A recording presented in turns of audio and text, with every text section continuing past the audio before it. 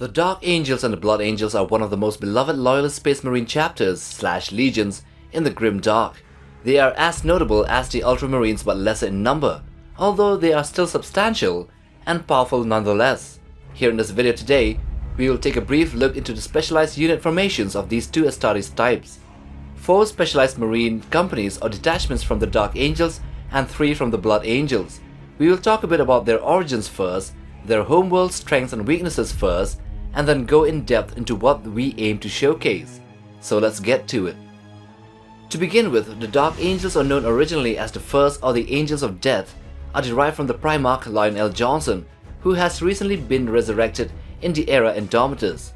Their homeworld was called Caliban, but it has since been destroyed and pulled into the warp. They were the first legion to be created by the Emperor and as such are blessed and burdened with glorious purpose. They are generalist fighters, but are armed to the teeth with more advanced tech from the rock, better armed than their Ultramarine counterparts.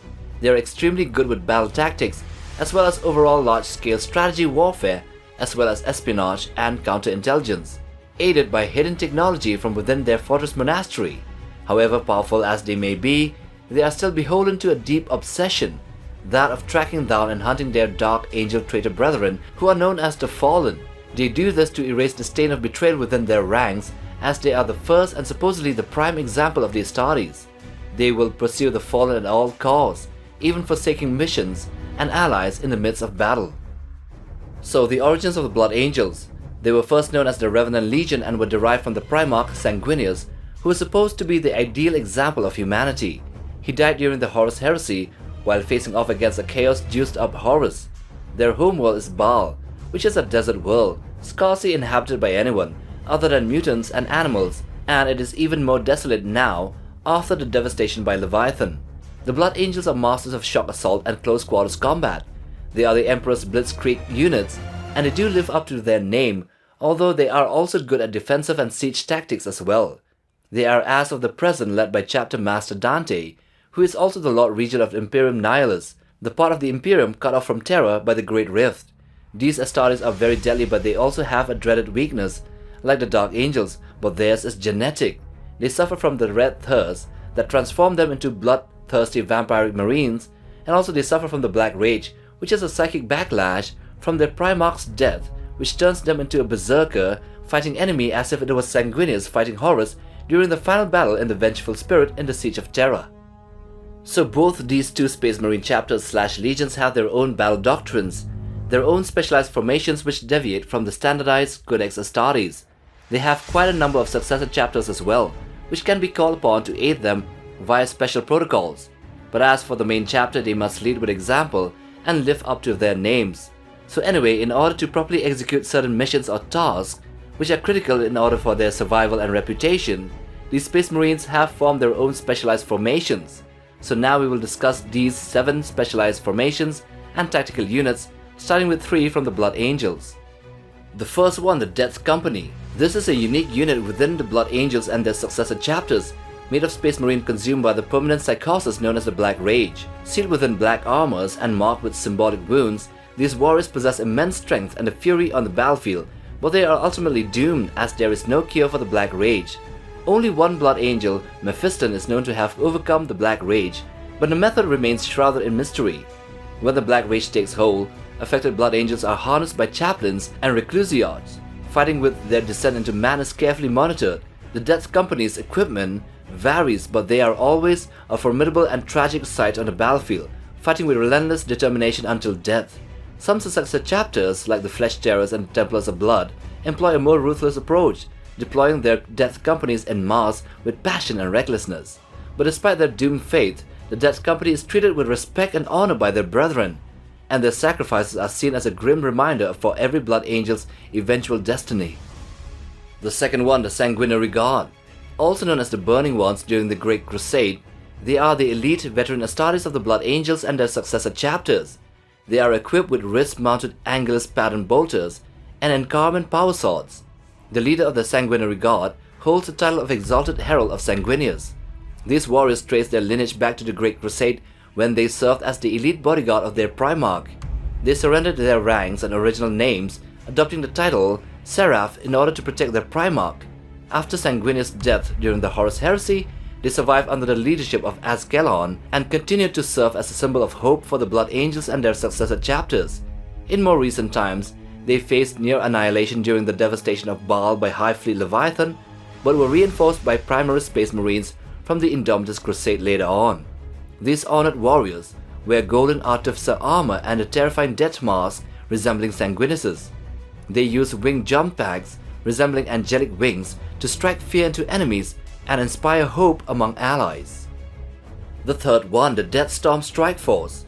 This is a specialized tactical formation employed by the Blood Angel Space Marine chapter and also by their successor chapters, primarily utilized when facing overwhelming numbers of enemy infantry. These strike forces are specially designed to halt the advance of large enemy formations by unleashing a relentless barrage of heavy automatic weapons fire. Typically, they are assembled into counter hordes for orcs, Tyranids or demon hosts. They are composed of Baal Predator tanks led by a Land Raider Crusader, and the Deathstorm Strike Force generates an overwhelming volume of firepower. The intense rate of fire from these vehicles and astartes weapons is so intense that their barrels glow white with heat, cutting down entire enemy squads and decimating entire battalions, swarms or hordes. Only the most fearless foes dare to challenge these dedicated Blood Angel Strike Force, and even then, they face the prospect of heavy losses, casualties and even eventual defeat. Now let's continue with the 4 specialized formations of the Dark Angels, starting with the deadly Deathwing Companion Detachment. These represent the elite first company of the Dark Angels and their successor chapters, collectively known as the Unforgiven. Composed entirely of veterans, these warriors are equipped with the formidable Terminator armor. Their primary mission is to ruthlessly combat the Fallen, those who betrayed their chapter during the Horus Heresy. Upon joining the Deathwing, the Dark Angels gain insight into their chapter's hidden truths and the quest to hunt down and eliminate the Fallen.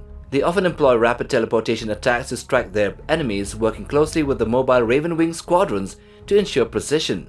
Their relentless pursuit of their mission takes precedence above all else, making them formidable adversaries against any foe, especially the Fallen, whom they seek to eradicate completely. The most renowned among them are the Companion Detachment, who have taken life-threatening blows intended for their charges and live to tell a tale. These remarkable warriors earn the privilege of wearing bone-white armor as a symbol of their selfless dedication to the chapter. Next, the Knight Synovium. Also known as the Inner Circle Knight Synovium, they were a specialized Terminator unit within the Dark Angel Space Marine Legion during the Great Crusade and the Horus Heresy. These elite warriors, handpicked by their Primarch Lionel Johnson, form temporary squads drawn from one of the Hexagrammaton orders for specific missions requiring their unique skills. Clad in top-notch cataphracti pattern Terminator armor and adorned with Legion symbols, they could stand and fight in the most dire of situations and withstand enemy fire and assault with minimal risk. They are also armed with the best equipment available, sometimes with hidden tech from humanity's past. They storm the battlefield with powerful plasma casters and tyrannic greatswords which can only be handled using both hands. And with these they bring devastating force into the heart of the enemy formations, making them a force that no traitors, nor Xenos, or even Chaos Demons want to witness. The third one, the Dreadwing Interrupters. The Dreadwing, one of the Dark Angel specialized wing formations, are part of the Hexagrammaton, a group outside the Legion's regular structure.